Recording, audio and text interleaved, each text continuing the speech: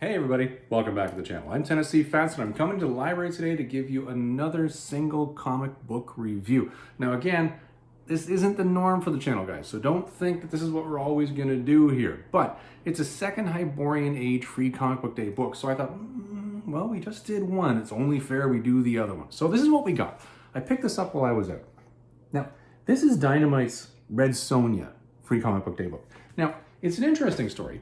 And I know a lot of people have a lot of thoughts about how Dynamite is managing Red Sonja. And I'm not going to go into that at all in this video, okay? Because I think that's just like a money pit. The minute we go into that a little bit, we're just going to keep falling in. Let's just avoid that whole rabbit hole right now and just stick with what we think of this one. So without any further ado, let's get into the book. Okay, so let's start off with the question, what is this book? Now, for those of you who have gone out and picked up free comic book days in the past, and I've done a couple of these, you kind of get used to the norm of what's going to be within these if you're picking up something that's around this size, okay? Typically, if you're picking up one of these, you're going to get, 5, 10, maybe 12 pages of new material, and then you're going to get a bunch of reprint material on the back. And I understand why this is the case. So for you comic book publishers out there, I get it. I understand cost, and I understand this is really a lost leader for you guys to really draw in new readers for the next year. This isn't a speculation game. This isn't some big, look at me, I'm going to put out a first appearance. This is something where it's just, let's get the public interested. So in that vein, I think this is a good thing. Really, this book has done that. It's given you the couple of pages of new material, and then it's given you the reprint for a little bit of the past. Now, the reprint material, though, goes way back. Let me show you how far back that actually goes. It goes back to this. Now, I went down to my big box of Red Sonja downstairs because I have the entire Marvel run, and I found out that my issue of Marvel feature #1, stupidly, is CGC. I have a lot of thoughts on CGC and grading books, but it is the case. So it's now encapsulated in this box, and I can't read it.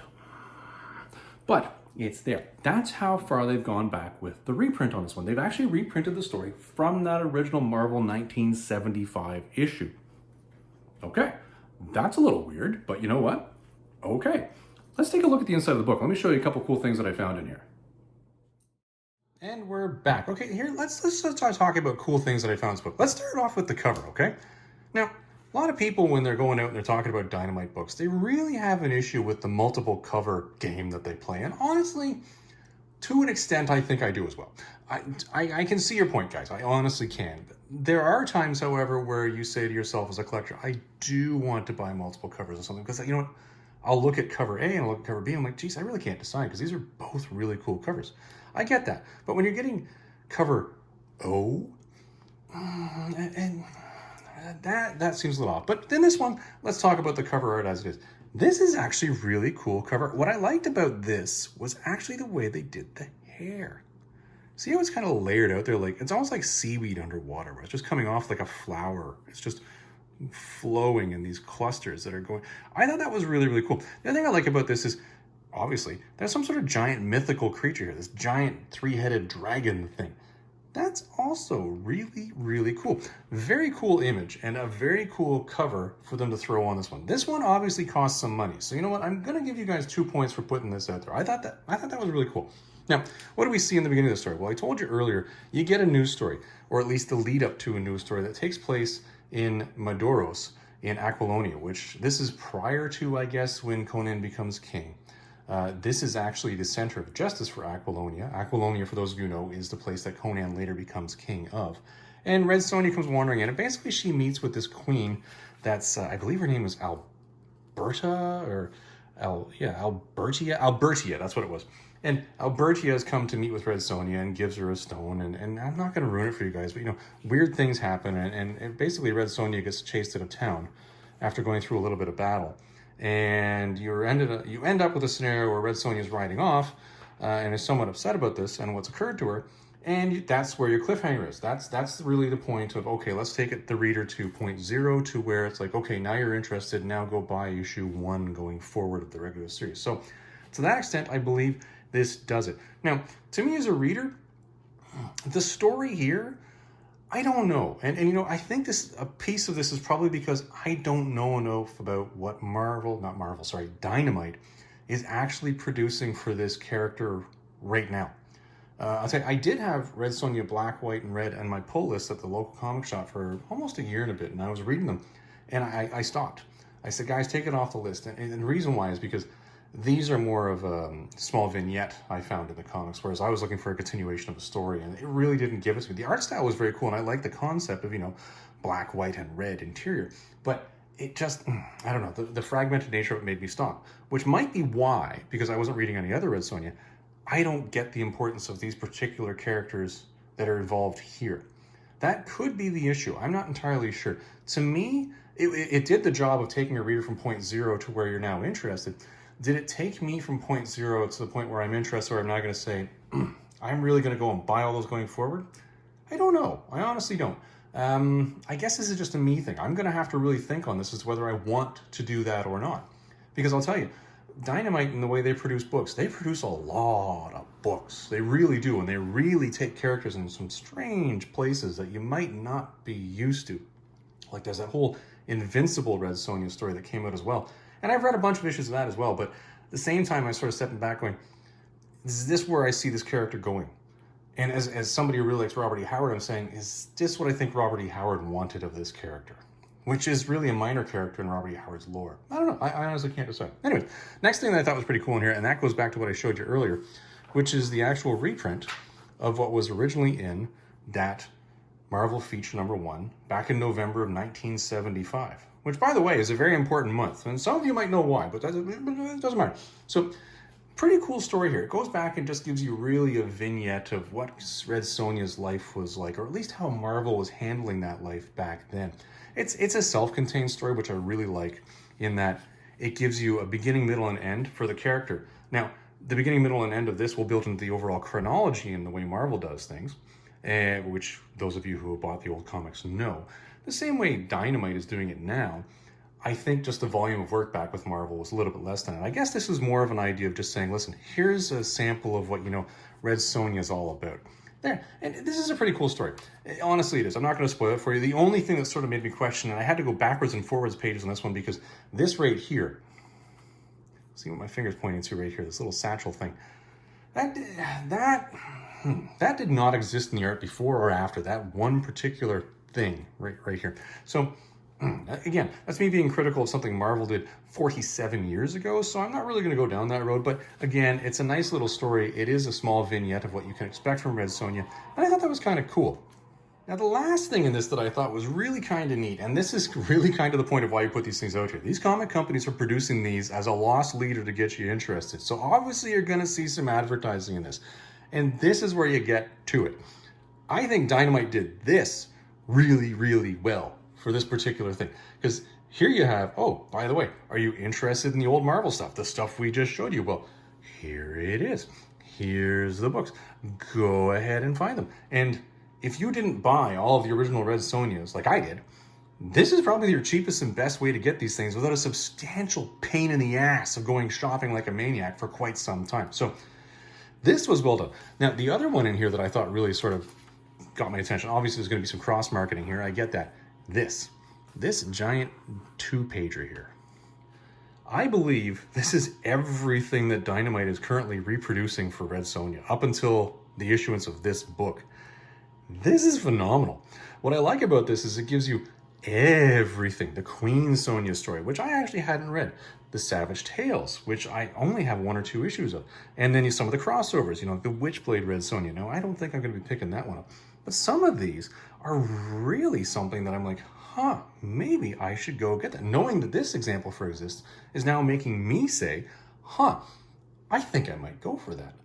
I think I might actually talk to my local comic shop about that.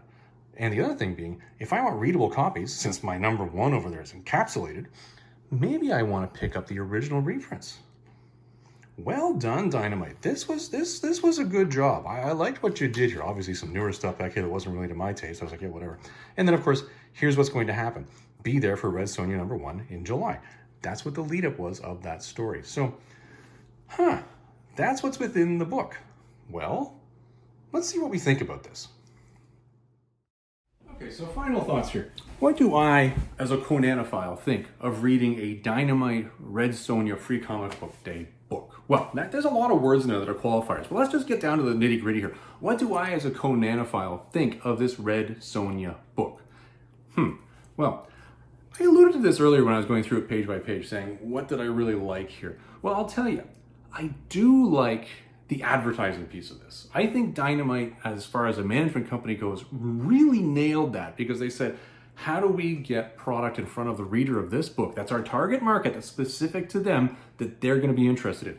And I can tell you, those trade paperbacks that are sitting in the back of this thing, okay, you got my attention. I'll admit that. Do I like the historical recovery of this is what Red Sonja is? This is how Marvel portrayed it. Do I like the fact they went all the way back to 1975, November of 1975? Do I like that? You could have gone with something more recent. I'm going to be honest here. I could have also done with something more recent on this one, but, you know, I think that was a good story to choose to give the average reader of today an idea of what Red Sonja is, if they've never read a Red Sonja story before. The beautiful line in there, she held on to her sword the whole time because she knows that the day she dies, she wants that sword still in hand. Oh, that really gives you a sense of who this character is. So I think you did a good job picking that. And I like the actual recreation of it in here and the touch-ups that happened in it, honestly, because let's face facts. November 1975, the comic quality, toilet paper stapled in between, so a couple hard papers and away you go. Now, what do I think of the new materials at the front? I don't know. I honestly don't know. I suspect, and I suspect this is going to be the case for a bunch of other people that are the same as me. If you have not read a lot of new Red Sonja material, this isn't really going to hook you. It's not. You're going to get there and you're going to say, okay, well, that's kind of cool. But is it going to hook you enough to say, I'm now going back in July and I'm adding this to my pull list at the local comic shop? I don't know. I suspect, to me, the answer is probably no. It actually isn't. Is it an okay story? It's nice. Do I see the action? Do I see some character development within it? Yeah, I guess I see that too. But is it enough for me? Probably not. Final question though. What do I as a conanophile think of this? Well, okay, let me put on that conanophile hat here. Well, no sir, I don't like it. And I'll tell you why. Conan has a very specific relationship with Red Sonja. Red Sonja, as it is portrayed in Robert E. Howard's material, is one thing. And I hate to say this about Robert E. Howard, because let's face facts, I do think the guy does do phenomenal work. When he portrayed Red Sonja, it wasn't very deep, okay? Mostly because of limitations in page count and what he could actually put out there. I get that. Marvel, when they got the character and they were developing it, okay, so when I was reading the original Marvel comics and the development of Red Sonja that went along the way, okay, I could see the development over time, and I get that. When Red Sonja at Marvel went off and had her own series, I bought that, I read through that, and I'm like, okay, I get it, I see what we're doing here. I'm cool with the overall concept. Do I really agree with all the directions that Red Sonja has gone in since we've had some, what I'm going to call, changes in management?